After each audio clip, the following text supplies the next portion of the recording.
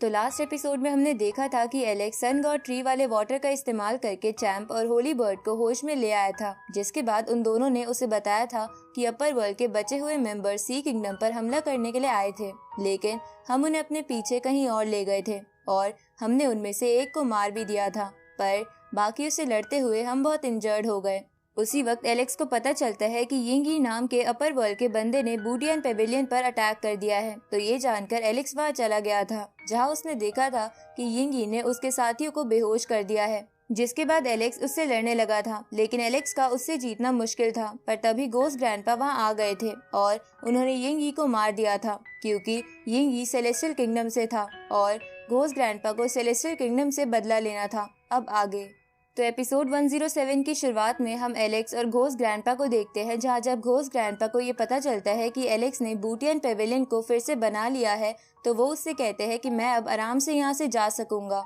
ये सुन के Alex ghost grandpa से पूछता है कि आप कहाँ जाना चाहते हो। इस पे घोस्ट ग्रैंडपा एलेक्स को बताते हैं कि मैं मर तो पहले ही चुका था और ये मेरी बस स्पिरिट है, और आज सेलेस्टियल किंगडम के एक बंदे को मार के कहीं ना कहीं मेरा रिवेंज पूरा हो गया है, इसलिए अब मुझे मुक्ति मिल जाएगी। इस पे एलेक्स घोस्ट ग्रैंडपा को बताता है कि बूटियन पेविलियन का गॉड ट्री फिर से ठीक हो चुका है। ये सुन के घोस्ट ग्रैंडपा बहुत ही खुश हो जाते हैं और एलेक्स से कहते हैं कि ये मेरी जिंदगी की सबसे अच्छी न्यूज है। ये सुन के एलेक्स घोस्ट ग्रैंडपा से पूछता है कि क्या आप उनसे मिलना नहीं चाहोगे।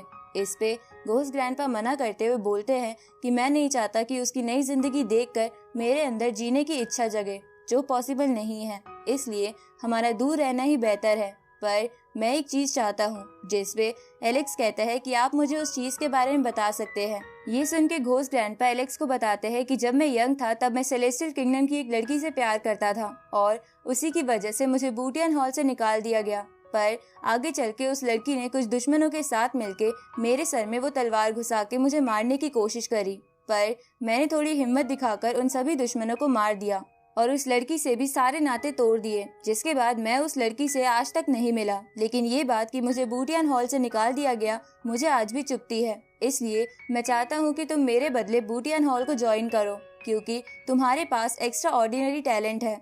लेकिन एलेक्स इस पे कुछ नहीं कहता, क्योंकि वो बूटियन हॉल ज्वाइन नहीं करना चाहता था। इधर घोस्ट ग्रैंडपा भी ये बात समझ जाते हैं और एलेक्स से कहते हैं कि सच में हम दोनों अलग अलग हैं। तुमने बूटियन पेविलियन बना दिया, मेरे लिए इतना ही काफी है, पर मैं तुम्हें हेवन मेंडिंग टेक्निक देना चाहता था, लेकिन तुमने बूटियन हॉल ज्वाइन करने से मना कर दिया, इसलिए मैं वो तुम्हें नहीं दे सकता। लेकिन तुम मेरी ये स्वॉर्ड रख सकते हो, जो भले ही डैमेज है, पर मैंने इसे डिवाइन फीनिक्स की स्केल और हॉर्न से बनाया था, जिसे तुम अपनी फाइट में इस्तेमाल कर सकते हो। अब घोस्ट ग्रैंडपा एलेक्स को अलविदा करके वहाँ से चले जाते हैं, तो एलेक्स उन्हें जाता देख उनसे कहता है कि भले ही मैं आपके कहने पर बूटियन हॉल नहीं जा सकता, लेकिन मैं आपकी स्वॉर्ड से सेलेस्टियल किंगडम को तबाह कर दूंगा। उसी वक्त वहाँ एक पोर्टल ओपन होता है और वहाँ अपर वर्ल्ड का वो 6 मेंबर आ जाता है, जिसका नाम यांग-क्यू था, जो डेविल सनफ्लावर गार्डन सेक्ट से था। यांग-क्यू एलेक्स से कहता है कि तुम सच में अमेजिंग हो, मुझे नहीं लगता था कि कोई आम ह्यूमन मेरे साथी को इतनी बुरी तरह मार देगा, पर तुम्हारी स्ट्रैटेजी कमाल की थी। ये सुन के एलेक्स समझ जाता है कि यांग-क्यू सारी फाइट छुपके देख रहा था, इसलिए वो उससे कहता है कि तुम अपने साथियों को मरता देख भी उन्हें बचाने नहीं आए। इस पे यांग-क्यू कहता है कि मैं पहले आने को तो आ जाता, लेकिन मेरे आते ही वो घोस्ट ग्रैंडपा मुझे मार देता, इसलिए मैं बस सही समय का इंतजार कर रहा था। ये सुन के एलेक्स यांग-क्यू से कहता है कि तुम 7 लोग यहाँ आए थे, लेकिन अब सिर्फ 2 रह गए हो, तो क्या तुम्हें चिंता नहीं होती। जिस पे यांग-क्यू कहता है कि जिंदा रहना बस किस्मत वालों के नसीब में होता है, और आज मैं तुम्हें मार के लोअर वर्ल्ड में कब्जा करके फिर से अपनी किस्मत लिखूंगा।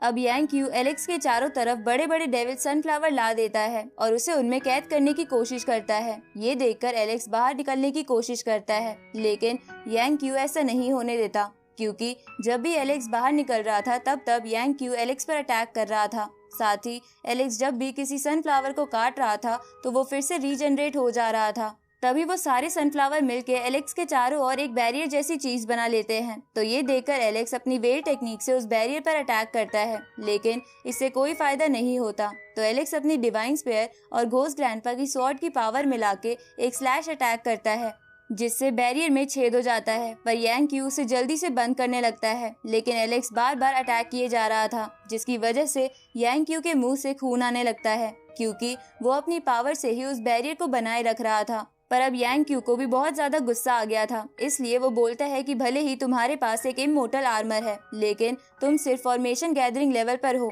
और तुम्हारे लिए मुझे हराना नामुमकिन है। अब ये बोल के यांग क्यू वो होल बंद कर देता है और उस बैरियर के अंदर एक टोर्नाडो बना देता है जो एलेक्स को अंदर खींच रहा था, जिसकी वजह से एलेक्स की बॉडी पर कट भी लग जाता है। तो ये देखकर एलेक्स यांग क्यू को हराने के लिए एक निर्वाणा पिल ले लेता है, जिसकी वजह से उसके अंदर से बहुत एनर्जी निकलने लगती है, जिसे देखकर यांग क्यू शॉक हो जाता है और उसे वो बात याद आने लगती है जब लास्ट अपर वर्ल्ड के मेंबर यानी इमोर्टल टेम्पल के मेंबर ने उससे कहा था कि जिस एलेक्स को तुम कमजोर समझ रहे हो सकता है वो बहुत ताकतवर हो, क्योंकि उसने हमारे 3 साथियों को मार दिया है। इस पे यांग क्यू ने उससे कहा था कि अगर बाकी मेंबर्स भी एलेक्स को नहीं मार पाए तो मैं उसे मार दूंगा। तो इमोर्टल टेम्पल वाले मेंबर ने उससे बोला था कि तुम सब एक एक करके जा रहे हो, यही तुम्हारी सबसे बड़ी गलती है। पर यांग क्यू ने उस वक्त उसकी बात नहीं मानी थी। इधर हम एलेक्स को देखते हैं जो निर्वाणा पिल की वजह से वेनरेबल लेवल पर पहुंच गया था, जिसकी वजह से उसकी ताकत अब बहुत ज्यादा बढ़ गई थी और वो बस अपने 2 स्पिरिट हैंड से ही उस बैरियर को तोड़ देता है। जिसके बाद वो यांग क्यू के पास जाके उससे क्लोज कॉम्बैट फाइट करके उसे बुरी तरह पीटने लगता है, जिसकी वजह से यांग क्यू की हालत खराब हो जाती है। इसके बाद एलेक्स यांग क्यू को पकड़कर उससे कहता है कि तुम लोग खुद को ताकतवर समझते हो, लेकिन सच में तुम बिल्कुल ताकतवर नहीं हो और तुम मेरा कुछ नहीं बिगाड़ सकते। अब ये बोल के एलेक्स उसे पीट भी रहा था, जिसे देखकर यांग क्यू एलेक्स से कहता है कि तुम्हारी बातें बोलने में अच्छी लगती है, पर मुझे मौत से कोई फर्क नहीं पड़ता। उसी वक्त वो एक बड़ा सा डेविल सनफ्लावर बाहर निकाल लेता है और उसकी मदद से एलेक्स पर 10,000 डेविल सनफ्लावर स्वॉर्ड से अटैक करता है। तो एलेक्स लगातार उन स्वॉर्ड से बचने की कोशिश कर रहा था। तभी यांग क्यू अपना सनफ्लावर वापस रख लेता है, क्योंकि एलेक्स उस पर अटैक कर रहा था। तो ये देखकर एलेक्स समझ जाता है कि जो सनफ्लावर यांग क्यू के हाथ में है वो एक तरीके से यांग क्यू का हार्ट है। इसलिए एलेक्स यांग क्यू की तरफ एक बहुत बड़ा स्लैश अटैक करता है, जिसे रोकते रोकते यांग क्यू बहुत इंजर्ड हो जाता है और एलेक्स से कहता है कि तुम्हें पता है कि डिवाइन फ्लेम लेवल पर पहुंचने के बाद ताकत बहुत बढ़ जाती है, इसलिए भले ही तुम वेनेरेबल लेवल पर पहुंच गए हो पर तुम मुझे नहीं मार पाओगे। उसी वक्त यांग क्यू वहाँ एक बड़ा सा डेविल सनफ्लावर बना लेता है, जिसे देखकर एलेक्स उसे कहता है कि भले ही तुम्हारे पास डिवाइन फायर है पर तुम ऐसी हालत में कोई खास टेक्निक इस्तेमाल नहीं कर सकते। ये सुन के यांग क्यू कहता है कि ये बात मुझे पता है, इसलिए आज हम दोनों मरेंगे। अब यांग क्यू अपने डेविल सनफ्लावर से आसपास की चीजें पिघलाने लगता है, जिसका लावा वहाँ बेहोश पड़े एलेक्स के बूटियन पेविलियन के साथियों के पास जा रहा था। तो एलेक्स ये देखकर जल्दी से रीइंकार्नेशन टेक्निक का इस्तेमाल करके यांग क्यू की एज बढ़ा देता है, जिसके बाद वो यांग क्यू पर अपनी डिवाइन स्पेयर से अटैक करता है, जिसे देखकर यांग क्यू कहता है कि मैं तुम्हें मारने के लिए कुछ भी करने को तैयार हूँ। ये सुन के एलेक्स समझ जाता है कि यांग क्यू खुद को एक्सप्लोड करने वाला है। तो ये देखकर एलेक्स जल्दी से पीछे हो जाता है और अपनी बीस्ट टेक्निक से यांग क्यू के एक्सप्लोजन के इम्पैक्ट को रोकने की कोशिश करता है, लेकिन वो इसमें कामयाब नहीं हो पाता और उस एक्सप्लोजन के इनिशियल इम्पैक्ट से एलेक्स की सुप्रीम बोन डैमेज हो जाती है। उसी वक्त एलेक्स अपने बूटियन पेविलियन के साथियों के पास जाके उनके चारों ओर एक शील्ड बना देता है, क्योंकि यांग क्यू का मेन एक्सप्लोजन का इम्पैक्ट अभी हुआ नहीं था। उसी वक्त यांग क्यू एलेक्स का नाम चिल्लाते हुए खुद को एक्सप्लोड कर लेता है, पर एलेक्स शील्ड की वजह से बच जाता है, लेकिन इनिशियल इम्पैक्ट की वजह से वो बहुत ज्यादा इंजर्ड हो गया था। अब एलेक्स कुछ सनफ्लावर सीड्स ले लेता है, जिससे उसकी बॉडी में थोड़ी जान आती है। अब एलेक्स उन दोनों साथियों को शील्ड से कवर करके वहाँ से चला जाता है, जहाँ जाते हुए उसे अपने पेरेंट्स की बात याद आने लगती है, जब उन्होंने एलेक्स से कहा था कि तुम अपनी जान जोखिम में मत डालो और हमारे साथ चलो। उसी वक्त एलेक्स सी किंगडम के ऊपर से गुजरता है, तो उस नज़ारे को देखकर एलेक्स अपने मन में कहता है कि मॉम डैड, मैं इन लोगों को ऐसे मरते नहीं देख सकता।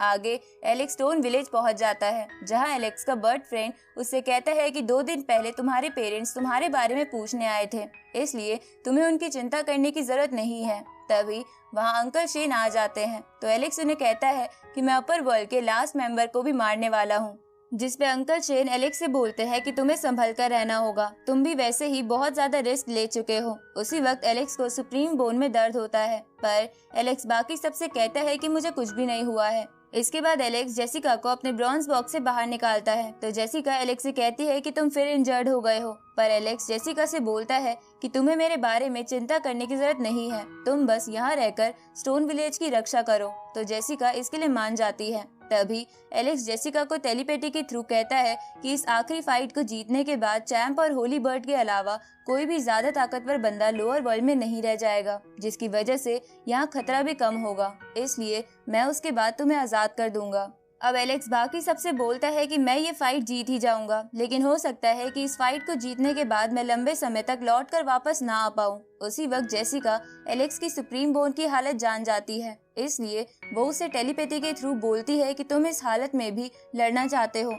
इस पर एलेक्स उसे कहता है कि फाइट करना मेरा शौक नहीं है, लेकिन मेरे पास कोई रास्ता भी नहीं बचा है। उसी वक्त स्टोन विलेज के बच्चे वहाँ आ जाते हैं और एलेक्स से पूछते हैं कि क्या हम बर्ड्स के अंडे चुराने चले, पर जेसिका उन बच्चों को मना करके एलेक्स को वहां से ले जाती है। आगे रॉय और जेसिका मिलकर गॉड ल्यू के स्टोन विलेज में छोड़े हुए ट्रेजर्स की मदद से एलेक्स की सुप्रीम बोन को हील करते हैं, लेकिन वो इंजरी पूरी तरह हील नहीं हो पाती। तो जेसिका बाकी बचे हुए ट्रेजर्स की मदद से यांग गॉड क्रिस्टल बनाती है, जो कि एक मर्डर वेपन की तरह काम आ सकते थे। इसके बाद जेसिका एलेक्स को वो क्रिस्टल देते हुए कहती है कि ये क्रिस्टल जरूरी वक्त पर तुम्हारे काम आएंगे। तो ये सुनकर एलेक्स कहता है कि अब तो मैं जरूर ये बैटल जीत जाऊंगा। अगली सुबह हम देखते हैं कि वो इमोर्टल टेम्पल वाला बंदा सी किंगडम में आ गया था और उसे ऊपर से अपर वर्ल्ड के लोग भी देख रहे थे। और इसी के साथ ये एपिसोड यहीं खत्म होता है।